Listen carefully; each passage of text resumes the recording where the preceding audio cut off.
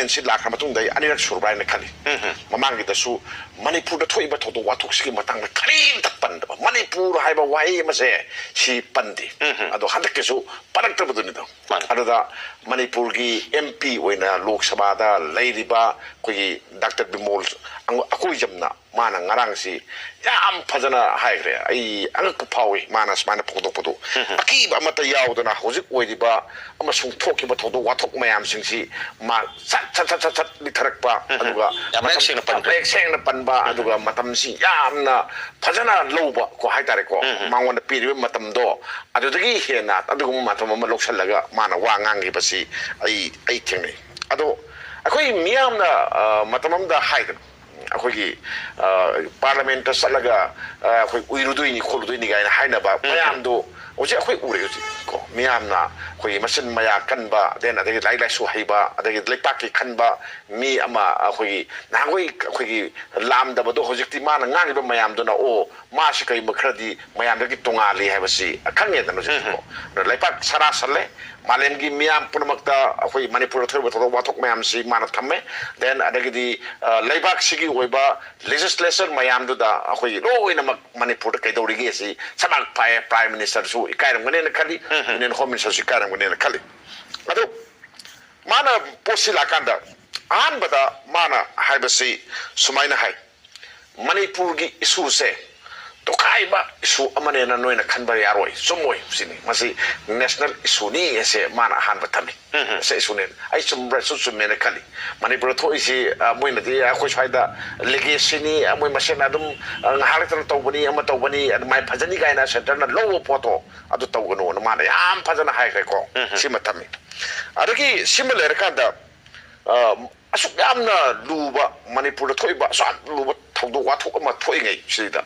2023 gi mana August da phamkiba Manipur Legislative Assembly gi miphamda thoiba mayam si nainabagi mahutta ko only 1.5 habadi pung ama makai khaki assembly phambaga losinki ana mana madugi tubokta khoi habadi government sina tawisi kaino habadi a center su mong chumna tawidre state su mong chumna tawdi haba poto mana parliament tami simlai ko adagidi khoi honorable chief minister na phungdokhiba phum khara mana yamna serious oiba phum khara thami unified command mongondagi lofok phikibagi matang ama paleko ma maduba palli ado mana ex khoi bureaucrat amana paire siniko lepaki kenose aduna chief minister na haiba man order to bose central forcing na inde ma simsu mathami ko yam pajan tami central forcing na inde adagidi then amana Maharashtra gi pora masu pan pansaliko Manipur ge manana Maharashtra gi CM oiba mioi amana CM amana khoi kanosi Mumbai sina mana leipak mana madugi daita lowi mana ngai aduga then Mumbai nataba ate Maharashtra gi saruk sing duna kanona center na ngai mana mai haiba mai tawtna Manipur su khoi CM minister na haiba gi mong ni mana haido ko khoi gi kanosina Delhi sina khoi gi amana paiba part karana Manipur part karana khoi kenona khoi union home minister ami sana pai re smaito ramana thami aduga then khoi gi Manipur da khoi gi police lei police sida moina khoi gi ada atopa kuki militant bu ogera ama bu ogera noi kapai ba mayam do response to na basat pada central force na thinga thami sakalde adu kari no kana sugumba port ko amma sumaina to busi Legacy Constitution say 75 years sure adugi thorm mayam pangthoi arasuko adu da chum khoina basan pirgalere an Manipur kari thoi ge tune ken yenti an yenti khoi si Constitution sali bra satabra ha poto ma yam na sengna ai thamena kali aduna Manipur da mar haisi khoi gi 60,000 troops mayam ma thajale police commando mayam ma le adu irang di adum loiti leiko ada Manipur si article 355 si sanai hai sanadi hai si di uti confusing station bet thami kan man hai aduni ko ada gidi amusu palli mana ani khak palli mana Manipur si banana republic hai mana banana republic si wan to gam rega jani ko democracy leitre harabani ko democracy natre harabani ko similere aduga elected person sing phubire sibo hayabko masi ai naga swaida hairodi ai si haibang nang lujing ai thala lujing da swaida ngai le ngani bko elected persons ang thubire man palise makko adagidi yamna nungai taba hai tare manipur so juji phung sariba adugo migi thamoi punamakji kharang khusauna leba mana photoi mana Indian constitution gi article 32 habeas corpus haise habeas corpus sei sei da racial division si manipur da khwai dagi chawba army gi mafamni ko 57 mountain division asal leini asal changi bo lasam kamal babu ko mioi ama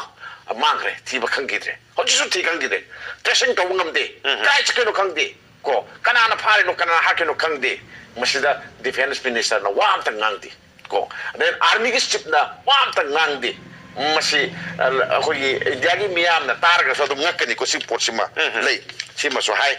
adiga topa mana manipur sta people mayam ma hane an marwena jedi bam gi duni ko mana pala isi ko adiga nupi angang mayam ma phare ransom tawre aduga targa hatuk pire ko sida karin ta tongti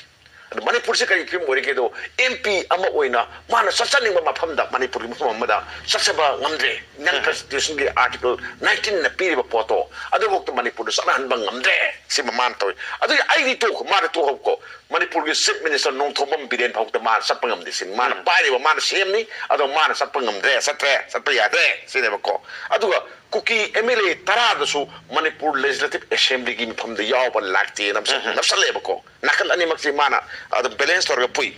adu ga sigi adagi di akoi internal displaced person mayam si akoi gi mayum da han ba yada na hujik yam awa ba mayam makhang ga lei sumaina hai adu ga mana sar sama ga tawi yam sathi ba sar sama tawi tawrisi ko shana de khaga tumgang nei ko do mana parliament ta puthuri sagi suspension of operation gi sugi karar sing sida karar sing se BJP na election gi matam da khulai oina sini ko aduga tamda su khulai oina sini haiba pot ama adu mana palai ko sima lei aduga masibu leipak sida constitution sanari bra ina mana hangi mayam da manipur sibu constitution sali bra india constitution do manipur da sali bra sinde ko adu dani sagi opuma mana thamai do ko manipur da leiriba naha mayam sina ko naha mayam sina manipur ga india ga leinariba mari da question tawre hai ni ko question tawre ko ji india oi bra oi da bra je question tawre si masi apa phum na ti se mana hai ko sida surati mana panbada ani ka kom ga pali amana topam na kaino hakanda india gi mafam pura state punamakta manipur na inflation gi sang kwai da gi wangi inflation na di mayam kham gi port ki mabal kwai da gi wang ba state ama oiri si mako adagi di flight bakha chapa yadre koi chapa yadre sabu kasin yadre flight flight si miyang gi yenga mamal kartana lowi bi mohta bako each palere ma je ko mara delhi da gi na kalta pai se lupa lising taruk na pai bi ai aduga manipur dagi adu pungani makai changi aduga manipur dagi na kalta pai basina tare ni taramari lising taramari mer changi tang kai me hin changi sine ko adu mayam gi e se suppe sine ko ada central government to minna to biyenga lei koi manipur to bi se kaino sini man thambi se ko